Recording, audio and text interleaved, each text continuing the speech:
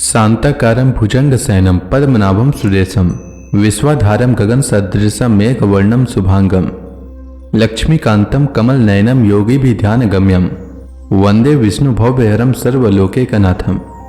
मंगलम भगवान विष्णु मंगलम गरुड़ध्वज मंगलम पुंडरीकाक्ष मंगलाय तनोहरि। ओम नमो भगवते वासुदेवाय।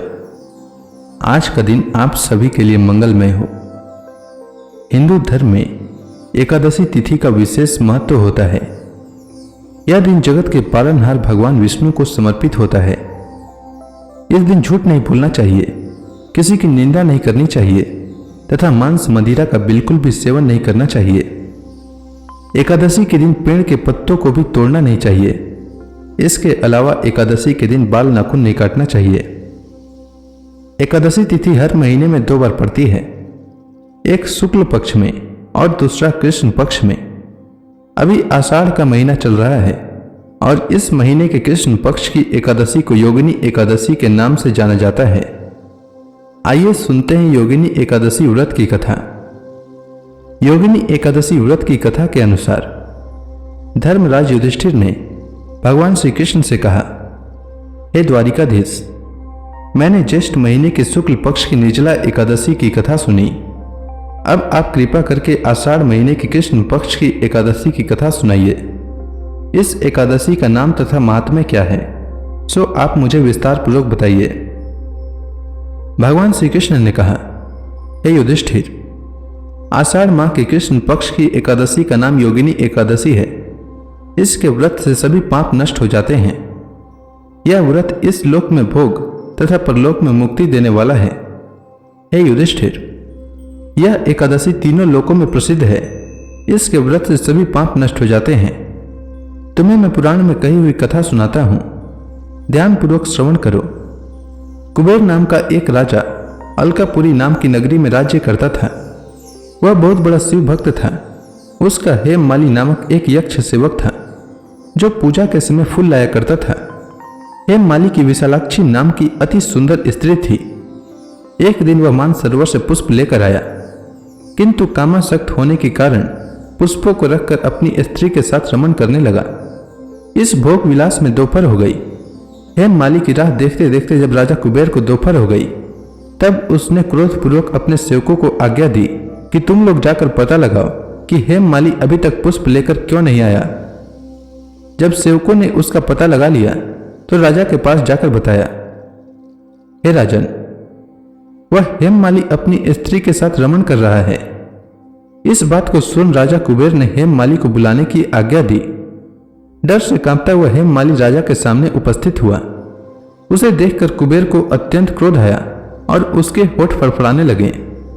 राजा ने कहा, अरे अधम, तूने मेरे परम पूजनीय देवों के भी देव भगवान शिव जी का अपमान किया है।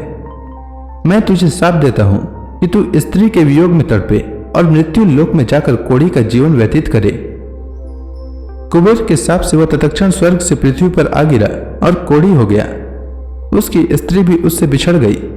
मृत्यु लोक में आकर उसने अनेक भयंकर कष्ट भोगे, किंतु शिव की कृपा से उसकी बुद्धि मलिन न हुई और उसे पूर्व जन्म की भी स्मृति बनी रही। अनेक कष्टों को भोगता हुआ तथा अपने पूर्व जन्म के कुकर्मों को याद करता हुआ वह हिमालय पर्वत की तरफ चल पड़ा। चलते चलते वह मार्कंडेय ऋषि के आश्रम में जा पहुंचा। वह ऋषि अत्यंत वृद्ध तपस्वी थे। वह दूसरे ब्रह्मा के समान प्रतीत हो रहे थे और उनका वह आश्रम ब्रह्मा की सभा के समान शोभा दे रहा था। ऋषि को देखकर हेममाली वहां गया और उन्हें प्रणाम करके उनके चरणों में गिर पड़ा। हेममाली को देखकर मार्कंडेय ऋषि ने कहा, तूने कौन से निकृष्ट कर्म किए हैं जिससे तू कोढ़ी हुआ और भयंकर कष्ट भोग रहा है। महर्षि की बात सुनकर हेममाली बोला, हे मुनि श्रेष्ठ, मैं राजा कुबेर का अनुचर था। मेरा नाम हेममाली है। मैं प्रतिदिन मानसरोवर से फूल लाकर शिव पूजा के समय कुबेर को दिया करता था। एक दिन पत्नी सहवास के सुख में फंस जाने के कारण मुझे समय का ज्ञान ही नहीं रहा और दोपहर तक पुष्प न पहुंचा सका।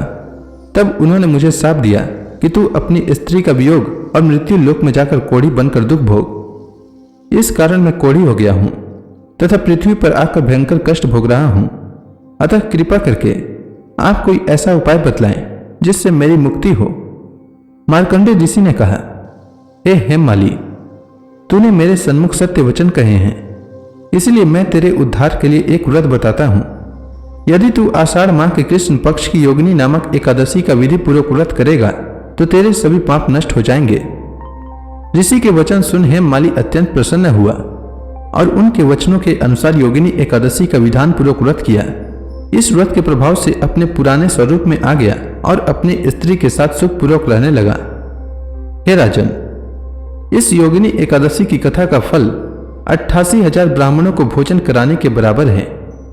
इसके व्रत से सभी पाप नष्ट हो जाते हैं और अंत में मोक्ष प्राप्त करके प्राणी स्वर्ग का अधिकारी बनता है। तो इसी के साथ योगिनी एकादशी व्रत की कथा समाप्त होती है। तो प्रेम से बोलिए भगवान विष्णु की जय, श्री कृष्ण भगवान की जय, समस्त देवी देवताओं की जय। अब आप सभी हाथ जोड़कर भगवान श्री हरि का ध्यान करें, आरती होने वाली है। ओम जय एकादशी माता, मैया जय एकादशी माता। विष्णु पूजा व्रत को धारण करके, विष्णु पूजा व्रत को धारण करके शक्ति मुक्ति पाता।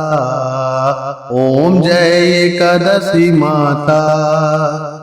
तेरे नाम गिनाऊं देवी, भक्ति प्रदान करनी, भक्ति प्रदान करनी। गण गौरव की देनी माता, गण गौरव की देनी माता, शास्त्रों में बरनी। ओम जय एकादशी माता। मार्गशीर्ष कृष्ण पक्ष की उत्पन्ना, विश्व तारणी जनमी, मैया विश्व तारणी जनमी। शुक्ल पक्ष में हुई मोक्षदा, शुक्ल पक्ष में हुई मोक्षदा, मुक्तिदाता बन के भरमी। ओम जय एकादशी माता। पौष के कृष्ण पक्ष की सफला नामक है, शुक्ल पक्ष में होए पुत्रदा, आनंद अधिक रहे। ओम जय एकादशी माता। नाम सट तिला माघ मास में कृष्ण पक्ष आवे, मैया कृष्ण पक्ष आवे। शुक्ल पक्ष में जया कहावे, शुक्ल पक्ष में जया कहावे, विजय सदा पावे। ओम जय एकादशी माता।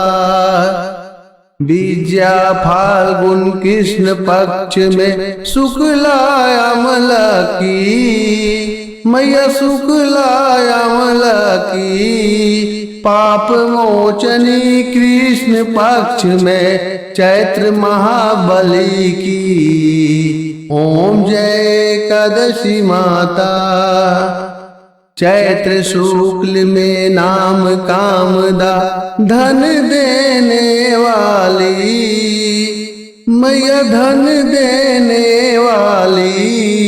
नाम बरूथनी कृष्ण पक्ष में बैसाख माहवाली। ओम जय एकादशी माता।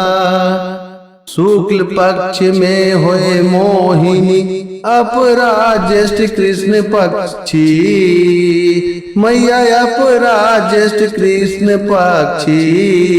नाम निर्जला सब सुख करने, शुक्ल पक्ष रखी। ओम जय एकादशी माता।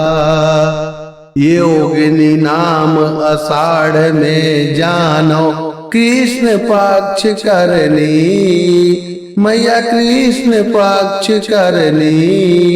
देव सैनी नाम कहायो, शुक्ल पक्ष धरनी। ओम जय एकादशी माता। कामिका श्रावण मास में आवे, कृष्ण पक्ष कहिए। श्रावण शुक्ला होए पवित्रा, आनंद से रहिए। ओम जय एकादशी माता।